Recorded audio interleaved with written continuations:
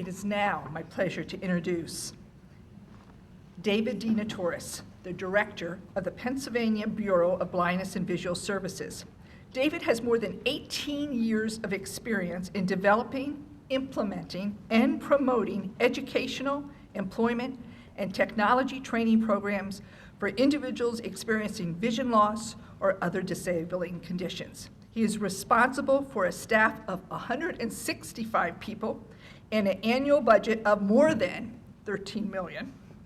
Under his leadership, his offices have developed cutting-edge programs to assist thousands of individuals with disabilities in obtaining competitive employment. In addition to his work with the public VR system, David is an inspirational speaker, author of Feeling Your Way Through Life, and a 2-time international and 3-time national, oh my goodness, powerlifting champion, David DeNotaris.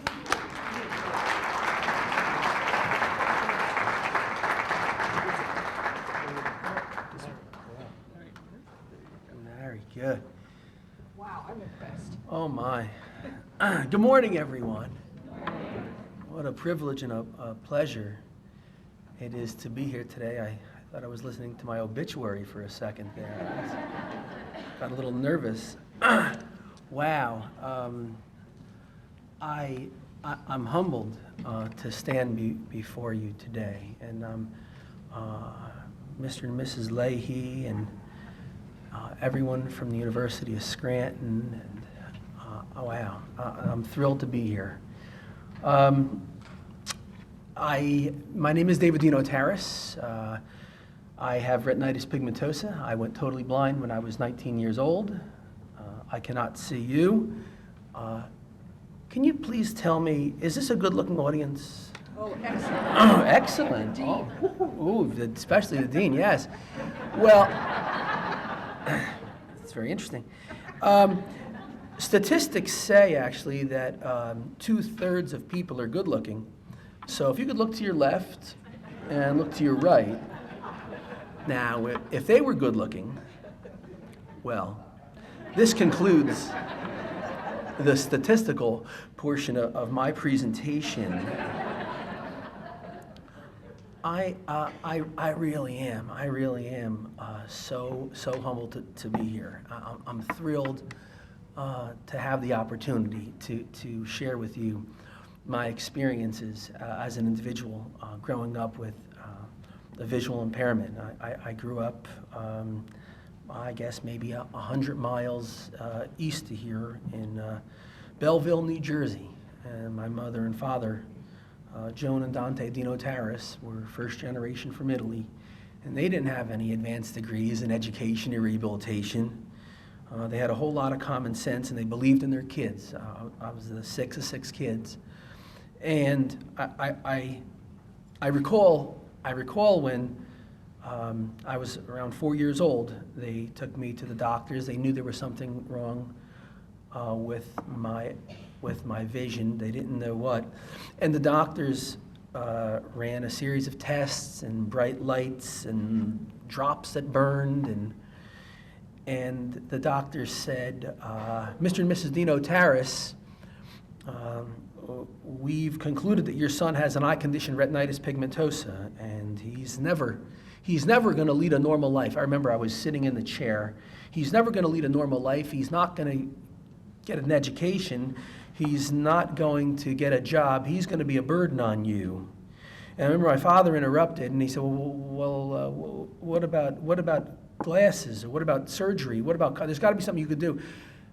And the doctor interrupted my dad, and he says, Mr. DeNotaris, there's nothing you or anyone else can do about it. Your son is blind, and he's going to be a burden on your family, and I'd encourage you to put him in some type of blind school or some type of institution. I think looking back on it, they wish they did put me in an institution. Me and my therapist will be covering that at a breakout session this afternoon. And I remember the car ride home, and I was in the back seat, and I was able to hear the tears in my mother's voice, and she said, Dante, what are we going to do now? And my father said, Joan, we're not going to listen to those experts. We're going to find the experts to help our son lead a normal life. And the reason that I'm so humbled, the reason that I'm so humbled to be here today is that 38 years later, I get to stand before the experts that are helping people lead normal lives. And I am very grateful for that opportunity. I know many of my colleagues from OVR are here. Hey, can you guys stand up for a second? And these are some of the best and brightest and smartest people I've ever worked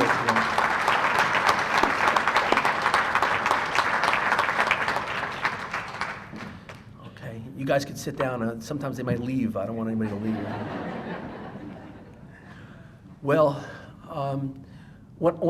many things I want to share with you today, and I love the question. When I served on the New Jersey State Rehabilitation Council, a gentleman by the name of Bob Sensal, who was the director of debt recovery for Merrill Lynch at the time, he would ask this question. He was the chair of our SRC, and he would ask the question, what's a little thing you can do that'll make a big difference? What's a little thing that you can do that'll make a big difference?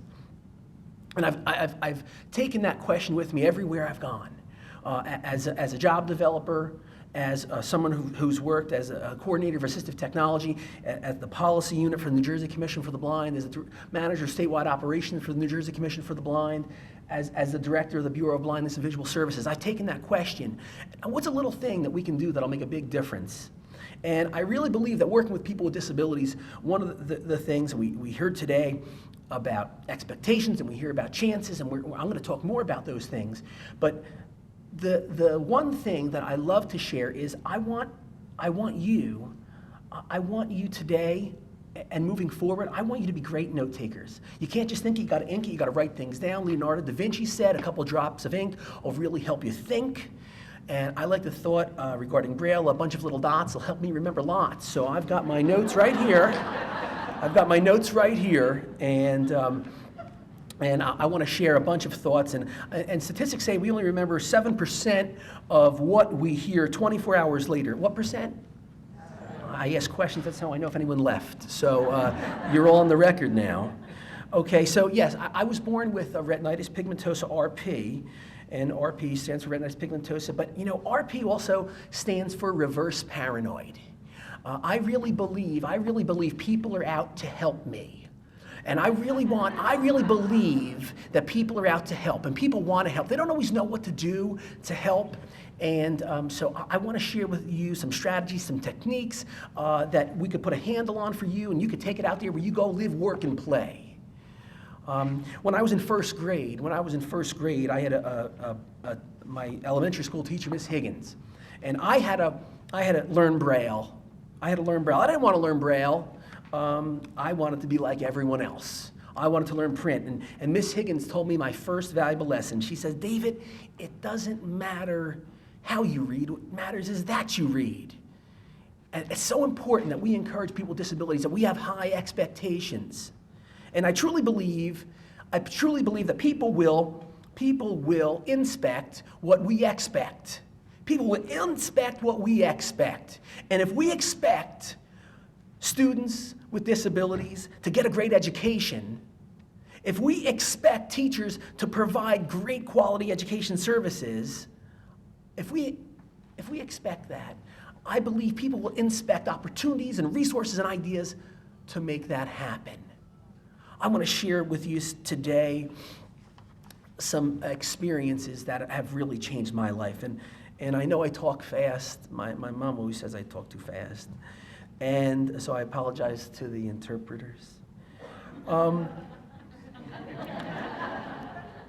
Sometimes they have to switch in the middle of my presentation. People start to sweat. But so a story I love sharing, and I've shared it in so many different places. When I was 8 years old, it's a turning point in my life, and I know that many of you have had turning points and experiences. When I was 8 years old, my dad called me on the phone, and my dad, he was just an amazing guy. He was a health inspector in Montclair, New Jersey, and he didn't have any advanced training. He had a whole lot of common sense, and he always helped me figure out ways to fit in, F-I-T in, not sit out, S-I-T out. And that's one of the messages I want to bring to you, that it's our job to help people fit in. And the words that we use each and every day, I promise you, will echo in people's heads and minds and hearts for years and months and decades. It's happened to me. I'm speaking to you from experience. When I was 8 years old, my dad called me on the phone. He said, David, when I come home from work today, I'm going to teach you how to play catch. And I knew I couldn't see a baseball. I knew I couldn't see a football. I knew I couldn't see a basketball. Well, my father knew, like great role models, like great mentors, like great counselors, like great parents, like great teachers, my father knew is you focus on what people can do, not what they can't do. You focus on ability, not disability. You focus on possibility, not problems. You focus on opportunities, not obstacles.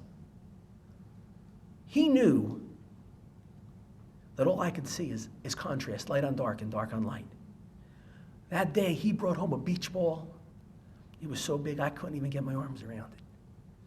And he took me out in the backyard, and he'd hit this ball up in the air. And I was able to see the red and the yellow and the blue and the green against the light blue sky. And I was able to reach up and catch the ball, and my father said, David, you stop right there.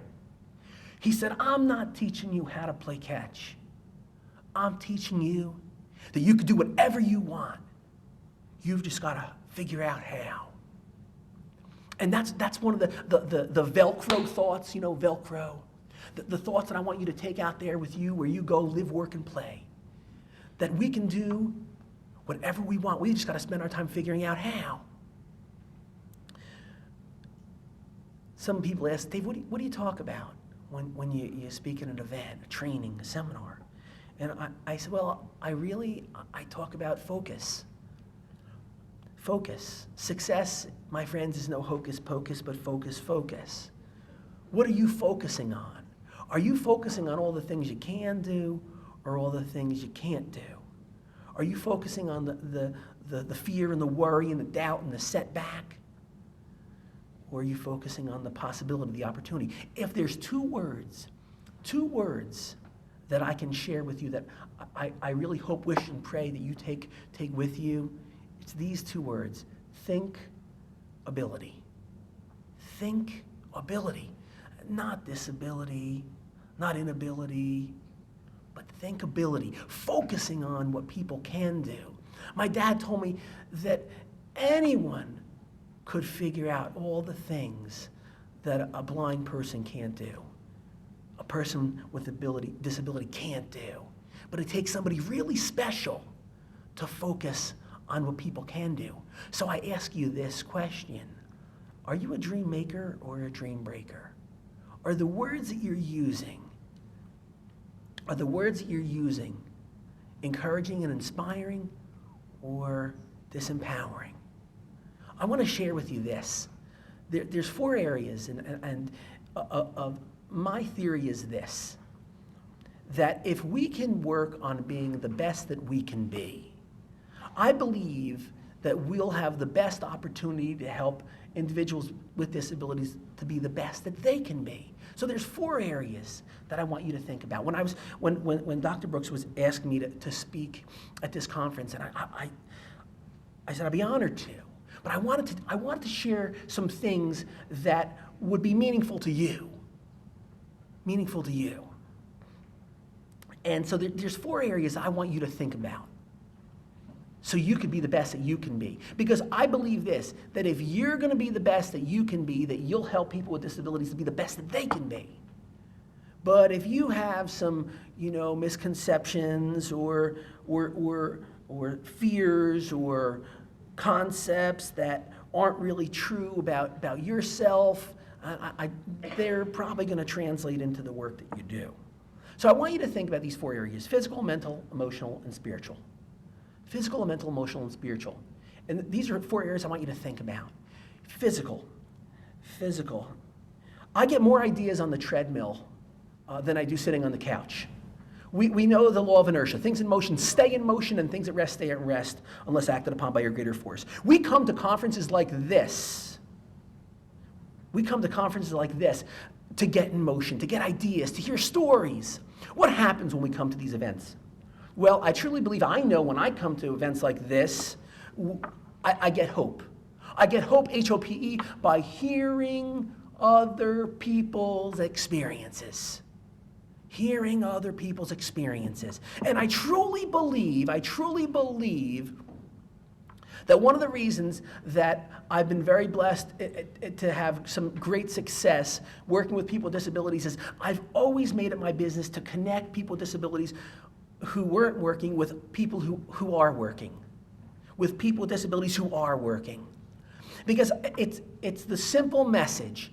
If he can do it, I can too. If she can do it, I can too. And I love hearing other people's experiences. And then once we hear other people's experiences, we could go out into the world and we can say, when someone says, well, I don't think I can get a job. Or, well, I don't think my daughter should get off benefits. Well, I don't think that I can hire someone with a disability. We're going to be able to say, hold on, H-O-P, hold on, possibilities exist. I've got some stories for you. Become great storytellers, right? Become master storytellers. What is a story? A story is something told in the present about the past that'll help in the future. Something told in the present about the past that'll help in the future. Oh, yes. I've worked with people worked with people who've gotten jobs in warehouses. Oh yes, oh yes, we've helped people get jobs in hospitals. Oh yes, we've helped people get jobs in food service. Oh yes, and being able to tell the story, stretching people's mind and imagination about what could be done. But back to those 4 areas. Physical. Get in motion, get in motion. The American Heart Association says 45 minutes a day, 4 days a week. Get in motion. Get in motion. You'll get ideas. You'll feel better about yourself. Physical. Mental. Mental. What are you putting in your mind each and every day? What are you putting in your mind? You know, we all have CNN, right? Constant negative news, right? Constant negative news. The economy, the economy's no good. The economy's no good. Oh, there's all kinds of problems out there. Oh, nobody's hiring. Oh, unemployment's up. Yep, no, oh no, they're moving out. No one's coming in. Can't do this, can't do that. Are you filling your mind with that? Or are you filling your mind with possibilities? Talking, surrounding yourself with people who believe that people with disabilities can be successful. Mental. I love the thought, you want a new idea? Read an old book. Statistics say that only 3% of Americans have library cards. I go online, I read a lot. And you go online, you read a lot, and next thing you know, you're buying toilet paper at Amazon. I know what happens. I know. I was gonna go read something, and next thing you know, I decided I need a nice pair of sunglasses. Boy, if I get a nice pair of sunglasses, I'll be fine. Right? What are you filling your mind with each and every day? Fill your mind with possibilities. Fill your mind with great thoughts. Read great books. And I love the question. We had more time. What are the books that encourage and inspire you? Write it on your Facebook status. Let people fill it in. What are the books? What are the movies? What are the things that inspire you? People will tell you. Fill your mind with great thoughts. Mental protein, not mental candy. Physical, mental, emotional. What are the things that get you excited? What are the things that you love to do? Fishing, hunting. Where are you, Bruce, right? Fishing, hunting, bowling, gardening, right? What are the things that you love to do? Because I really believe that if you're doing the things that you love to do, that you're going to be the best that you can be. Physical, mental, emotional, spiritual. Spiritual. Gallup survey said 88% of Americans believe in a higher power. I call that higher power God. You can call that higher power whatever you like. Tree, Buddha, Gandhi, whatever. Higher power. Believing in something greater than yourself. I believe that the 3 F's, our faith, our family, and our friends can help us make it through any challenge. Our faith, our family, and our friends can help us make it through any challenge. I've been there. I've been discouraged. There have been times I didn't believe in myself. There have been times I thought of throwing in the towel. I can't do it. You know, and a lot of that came from fear, F-E-A-R, fear, right? Last three letters of the word fear is the word ear. People are going to put fear in your ear. You can't do it. You're not good enough. You're not smart enough. We don't hire. We don't have what it takes. You're too qualified. You're underqualified. You're too tall. You're too short. You're too fat. You're too skinny. You're too dark. You're too light. People are trying to put fear in your ear, right? False. Here's an acronym. False. Education. Appearing. Real, right? Or false. Expectations. Appearing. Real.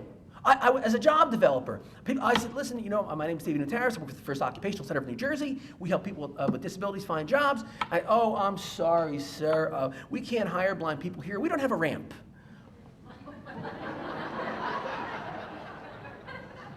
Oh, okay.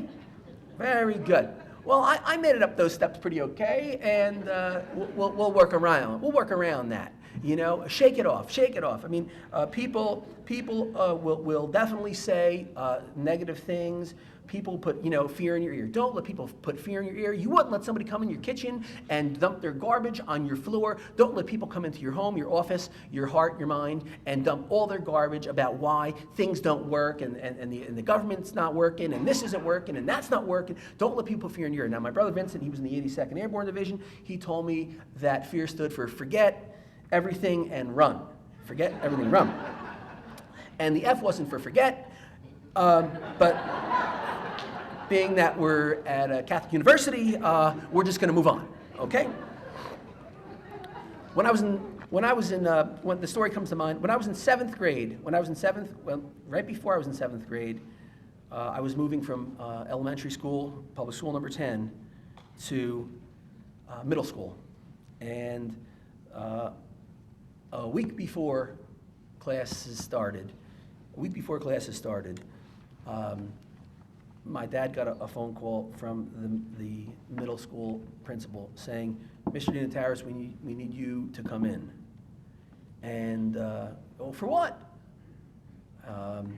We do not want, we discussed it at the school board meeting, and we do not believe we have the capacity to have a blind student in our school, and we'd like to talk to you. My father said, okay. I'll be right in. So my father came home from work and he said, change your clothes. I said, well, what? He goes, we got to go to the school. I said, well, about what? Oh, the principal wants to talk to you. I said, he wants to talk to me? Oh, okay. And I got changed and I went into school and my dad said, Mr. Nacera, tell my son what you said to me. Oh, he said, well, David, you know, how did you like elementary school? I said, I loved it. He said, and how did you do your work? I said, I got a Braille writer, and I braille my notes. Oh, he said, well, were you in one classroom, or did you move around? I was in one classroom. He said, well, you know, in this school, you got to move around. You don't think you could do that, do you? Yeah, sure. I was too stupid to be afraid, you know?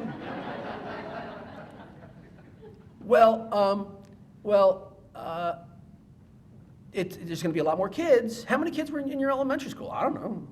Well, there's a lot of kids here. And you know, and the cafeteria is real big. And my dad said, you're not trying to discourage my son, are you? And he said, Mr. Nacera, would you please give my son a chance? If it doesn't work, I'll take him out. Okay. So the first day of school,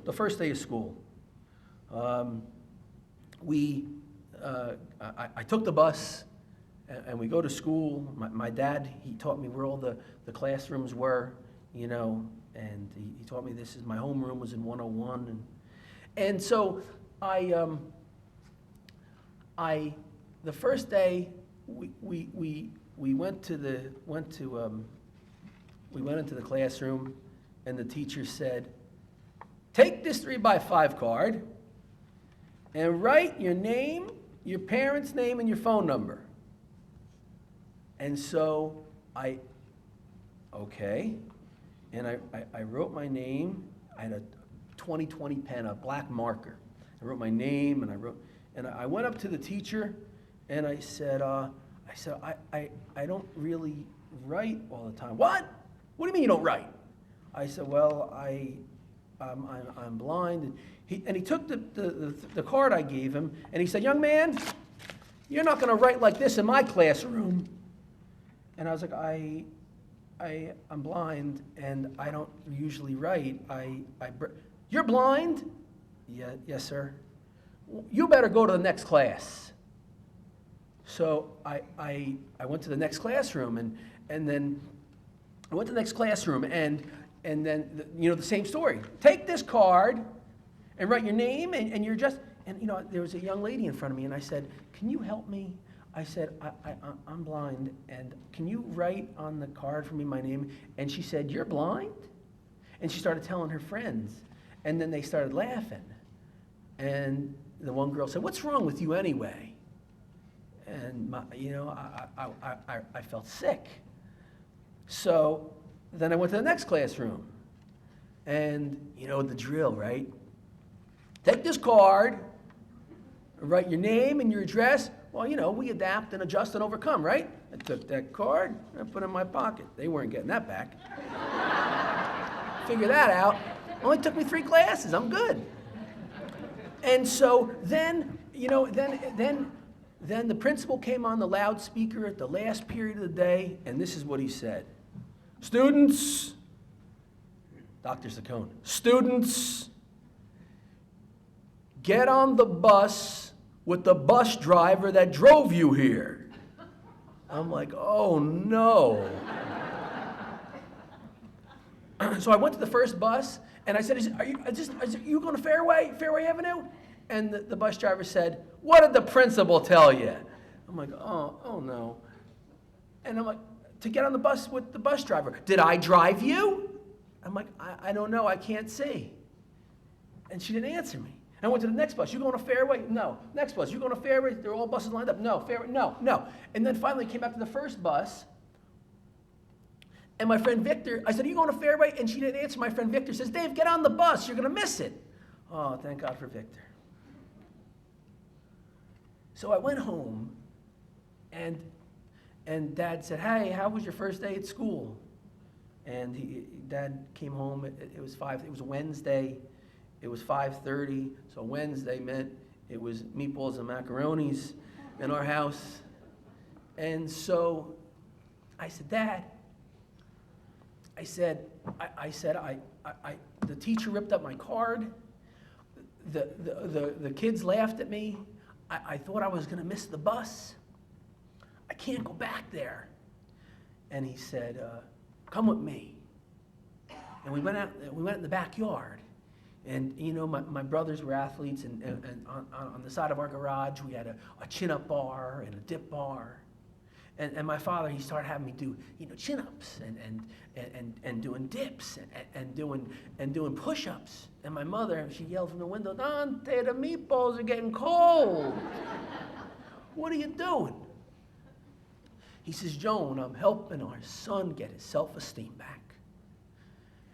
And my dad knew that action changes our attitudes, and motion changes our moods, and motion will change our emotion, and it's our job to help get people moving. It's our job to help people get moving, and going, and doing, and believing. Well, many other experiences. I made it through middle school. I made it through 9th grade, same story. Mr. DeNotaris, your son, yeah, we've been down this road, he could do it. And I was able to get through high school. When I was in 12th grade, I met my transition counselor. My transition counselor told me that, what do you want to do when you graduate high school, David? I said, I'd like to go to college, and I'd like to get a degree in communications and marketing. Communications and marketing? Blind people don't get jobs in those fields. Blind people get jobs as teachers or social workers. Pick one of those. I said, well, I don't want to be a teacher or social worker. They're nice jobs, but I don't want to be a teacher or social worker. He said, then the Commission for the Blind will not help you. And he opened up his cane and he walked away. And I went home. And I said, Ma, my counselor from the Commission for the Blind, he came and he told me that they wouldn't help me go to college. And she said, David, we're not going to listen to those experts. We're going to find the experts to help you go to college. And my mother had me just get on the phone and just start calling other people who we met along the way who were blind, who went to college. I went to East Stroudsburg University, not too far from here. And my freshman year at East Stroudsburg, there was a conference going on in Trenton, New Jersey, and there was a man by the name of Kenneth Jernigan. He was speaking at the conference, and he said something. And remember I told you that the words that we use will echo in people's minds for years? Well, 1988, 23 years ago, Dr. Jernigan said this: it is respectable to be blind. It is respectable to have a disability. Wow, I had to wrap my mind around that. It's respectable to have a disability. It's respectable to help people with disabilities find jobs. It's respectable to help people with disabilities believe that they can have and do and become the person they desire to be. Well, those words echo in my head, and I hope they echo in yours. It's respectable to help people with disabilities to be the best that they can be. It's respectable to have a disability. Wow. Now, I want to share with you briefly, I know the time is short, but I wanted to share with you some things really fast. I want to share with you the five SWs. S is in Sam, W is William. The 5 SWs of sales. Oh, you say, Dave, I'm not in sales. Oh, yes, you are. You're selling something. You're selling possibility. You're selling potential. You're selling opportunities. You're selling confidence. SW1 is some customers, some will work with you. Some employers will work with you. Some parents will work with you. SW2, would anyone like to venture a wild guess? Some won't. You're right. Some won't. No, no, I got the phone calls. Mr. DeNotaris, you're not going to make my daughter lose benefits. Mr. DeNotaris, we had openings at one time, but I should have took down that sign. Mr. DeNotaris, I was going to take the job, right? Some will, some won't. Here's the deciding factor here, SW3. So what? So what? Yes, some are going to buy what you got to sell. Some are going to take your encouragement. Some are going to want to learn the technology. Some are going to want to get the training. Some are going to want to learn to use a cane. Some are going to want to take public transportation. Some will, some won't. So what? SW4, stick with it. You got to stick with it. You got to stick with it. Stick-to-itiveness, like Velcro. You got to stick with it. Why? SW5, someone's waiting. Someone's waiting for your help. Someone's waiting for your expertise. Someone's waiting for your experience. Someone's waiting for your kindness. Some will, some won't. So what? Stick with it. Someone's waiting. I've heard so many times, hey, I love job clubs. Oh, I love job clubs. Bringing people together, the synergy and the energy. I love telling the story. My daughter, Emily, she started kindergarten. I said, Emily, quick, 1 and 1. She said 11. I'm like, no, Em, But, she was right. When we put our ideas together, we put our resources together, we put our encouragement together, we put our talents together, and the synergy, and 1 and 1 is 11. Wow. Bringing people together. Well, I've heard so many times, I was going to sign up for the class, but I was gonna take the part-time job, but I was going to learn to travel on the public transportation, but, you know, and my friends, it's our jobs to help people get off their butts and to focus on all the things that they can do. And I think the best way we do that is the stories that we tell and the people we introduce them to. You know, we are simply made up of the books we read and the people we meet. The books we read and the people we meet. Well, I like the story about the man who called his boss, and he said, boss, I'm not going to be coming in today. And the boss said, oh, I hope everything's okay. He said, oh, everything's fine. He says, I'm having a little problem with my eye. He said, you're having a little problem with your eye? I hope everything's all right. He said, everything's fine. He said, I just can't see myself coming in. So I tell you that to ask you this. What do you see yourself doing? Where do you see yourself going? Who do you see yourself becoming? I want to encourage you to become master networkers. I want you, like magnet is to metal, I want you to become great networkers. Network. Notice it's not net sit or net think, but it's network. It takes work. It takes work. And I truly believe when we work together, we encourage one another, great things will happen. Well, I know the time is short. I want to share one more story with you. And the hardest thing I ever had to do, I really believe, was to use a white cane. Hardest thing I ever had to do. I thought that I was going to be a sign of sympathy and pity. I thought I was going to be a target for crime. I thought that people were going to take advantage of me. I had all the fear, F-E-A-R, false evidence appearing real, false expectations appearing real. I was filled with fear. I was filled with fear. And people would say, oh, you don't need that. You don't need that. Just grab my elbow, you know. There's not always an elbow to grab, you know. I like the thought, you know, no cane, no gain. I like to tell my customers, no cane, no gain. And so it was 1992. I graduated East Stroudsburg University. I had moved home, and I started working for a contract agency, the New Jersey Commission for the Blind, where I was helping people with disabilities find jobs. And a buddy of mine from high school, Vince Trupia, he called me up, and he said, hey, Dave, he said, I'm looking for an apartment. You want to, you know, maybe get an apartment? And I said, well, where are you looking? He said, well, you know, I'm looking in Hoboken, I'm looking in Jersey City, looking in Montclair. Well, I was thinking, well, you know, I guess I could. And so, you know, just let me back up just a little bit. It was 1992.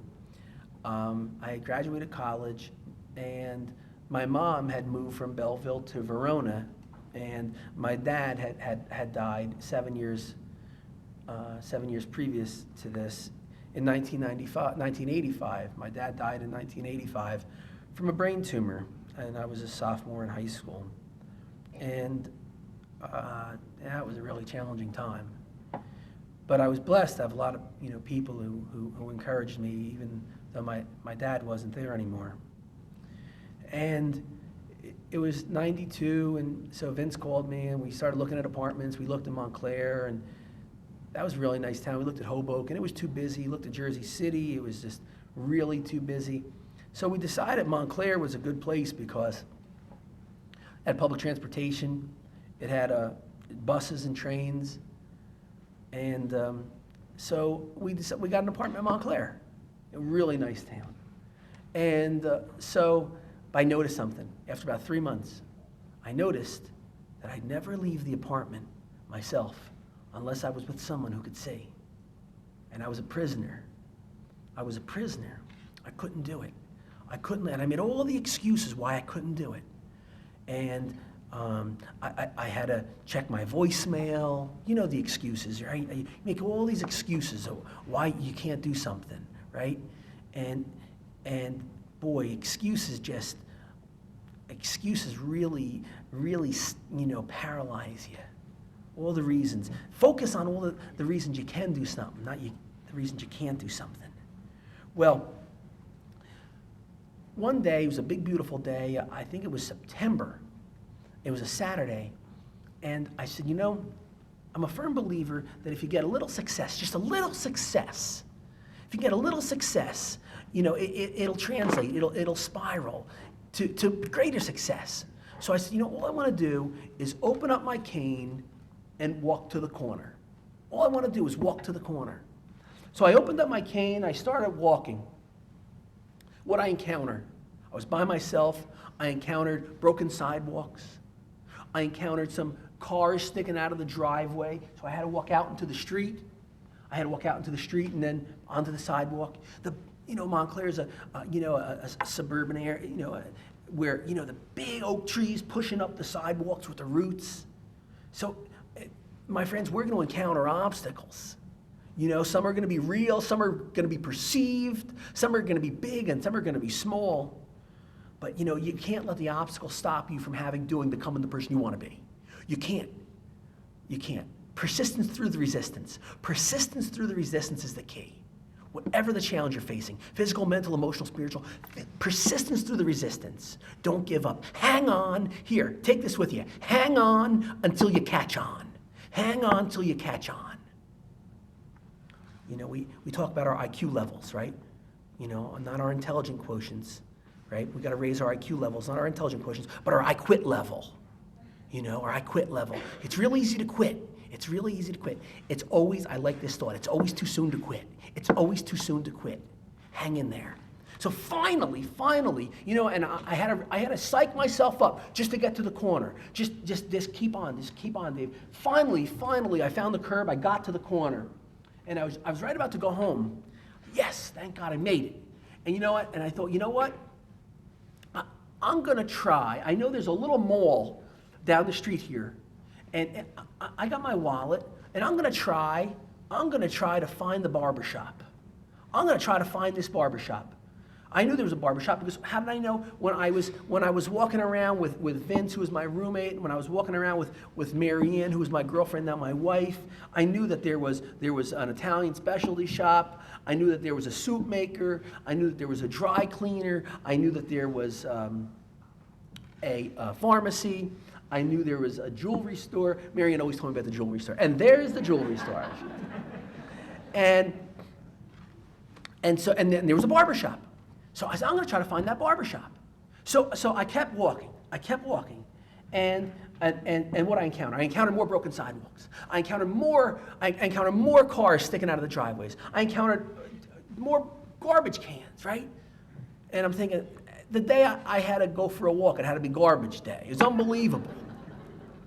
So finally, I got to where the little row of stores were, and I said, I don't know which one the barbershop is. Well, I heard one of the doors of the stores open, and rule number one of sales, or whatever you're doing, fundraising, right? Whatever you're doing, you're getting somebody a job, whatever it is, you've got to ASK if you're going to GET. If you don't ask, you'll never get. Ask, and you shall receive. Knock, and it shall be opened. You know it. You got to ASK. So I heard someone come out of one of the stores, and I said, excuse me, can you tell me where the barbershop is? I didn't know if it was a person, a gorilla. I didn't know who it was. I said, and the guy said, sure, the barbershop's a few stores down. He says, the door's open. So I continued to walk, and I got a little further, and I heard a buzzing sound. Zzz. So I figured it was either a barbershop or a tattoo parlor. And no one told me that there was a tattoo parlor there. So I walk in the door, and I step up, and the man says, a little Italian man, he says, you want your hair cut? I said, yes, I do. He said, sit down. When I'm done here, you're next. So I put my cane down. And, I sat down, and you know what happened? I started to worry. Am I going to be able to make it back? This is before cell phones. Do I really know how to get back? I had to cross the street. Am I going to be able to make it back? Oh, I started to worry, right? Worry. Do you ever notice that worry is more work than the work is? You worry. I gotta send this email, I gotta write this report. Worry is more work than work is. Stop the worrying. Don't worry. Worry is simply negative meditation. Don't meditate on negative stuff. Meditate on positive stuff. So finally, it was my turn. The barber said, "You're next." I stood up. I opened up my cane. He put my hand on the back of the chair. I'm sure he didn't have any ADA training as an 80-year-old barber, but he figured out common sense. This is what you do. So finally, I sat down in the chair. He put the smock over me, and he started cutting my hair. And a little side note: he didn't ask me how I wanted my hair cut, so he must have figured, I wouldn't know, or then I don't know.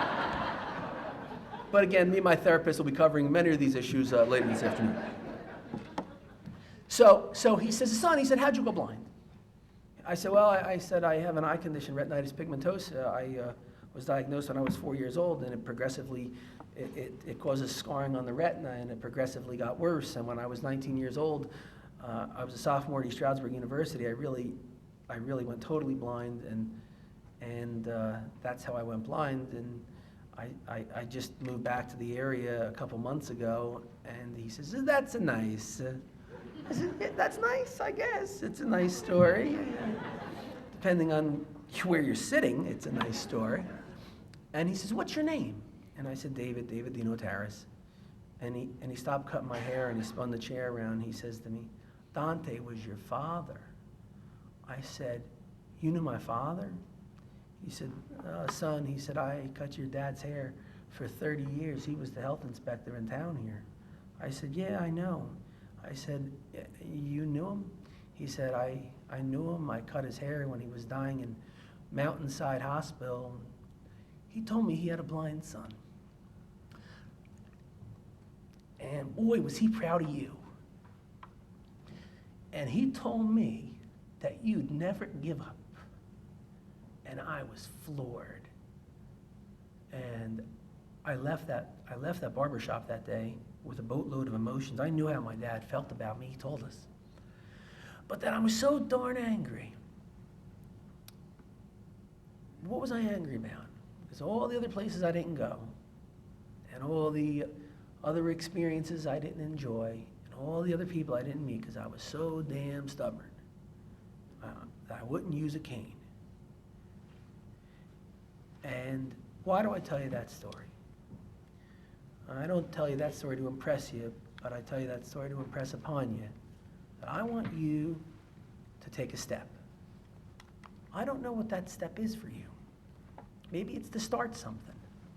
Maybe it's to stop something.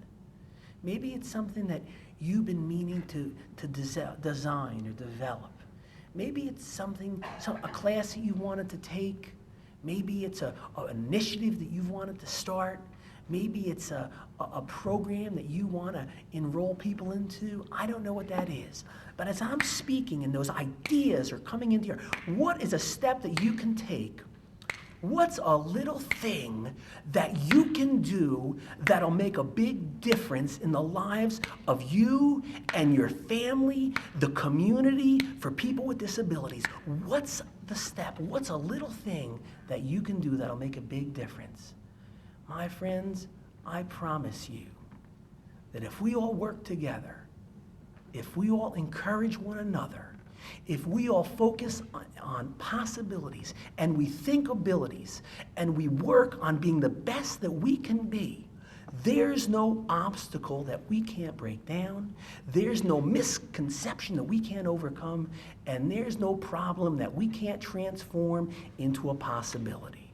I am privileged, humbled, and honored to speak before you today. I thank you for your time. Good luck to you, and God bless you all. Keep up the great work.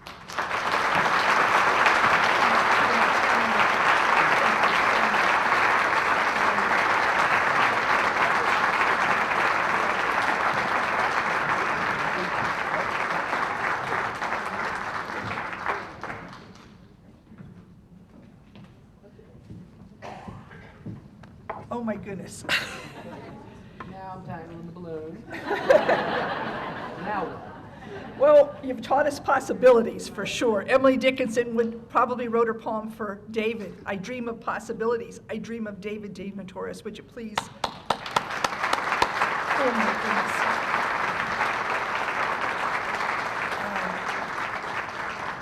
goodness. Thank you, David, from the bottom of my heart. I think you were speaking to all of us, but especially you hit home in many things, so thank you. I need to remind you that CEU sheets are signed at the door prior to leaving their sessions throughout the day, because now we are ready to go to concurrent sessions. However, I have to tell you that we had one cancellation during our morning's time. We still have 2 that you can choose from, but our transition experiences, we've had a family emergency, so we won't have the Walters, Lisa, and Casey with us today. So we will have in room 405, we have developing legally defensible transition plans. And I know that the attorneys that I'm looking down at this table would probably definitely hit room 405. And the Moskowitz Theater, we have an employment toolbox for the student and the employer. And the Moskowitz Theater is right directly across the lobby, across the hall.